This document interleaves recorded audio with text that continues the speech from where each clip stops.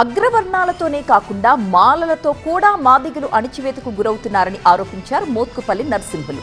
Reservation ఫలితాలు మాదిగలకు దక్కకుండా భట్టి విక్రమార్క, వివేక్ అడ్డుకుంటున్నారంటూ మండిపడ్డారు.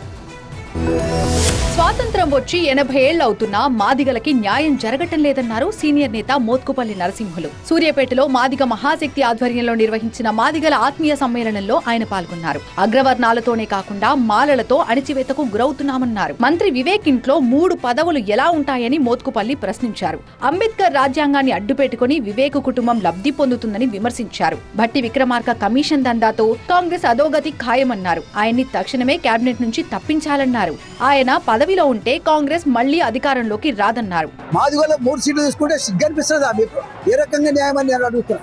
మాదిగోళ్ళ వాటాను నువ్వు గుంజుకున్నావు బిడ్డ, నువ్వు కక్కేదాకా నీ ఎంబడి పడతామని కూడా ఈ సందర్భంగా నేను తెలియజేస్తూ, ఇప్పటికైనా మీరు మనసుతో ఆలోచించండి, మనసుతో పనిచేయండి. ఇది న్యాయమేనా అని నేను అడుగుతున్నది. మాదిగలకు రావాల్సిన సీట్లు ఎక్కడా అని ప్రశ్నించారు. పార్లమెంట్, అసెంబ్లీలలో తమకు రావాల్సిన సీట్లు తమకే దక్కాలని డిమాండ్ చేశారు. మాదిగల ఓట్లతోనే నేతలు గద్దెనెక్కుతున్నారన్నారు. మాదిగలకు న్యాయం జరిగే వరకు పోరాటం ఆగబోదన్నారు.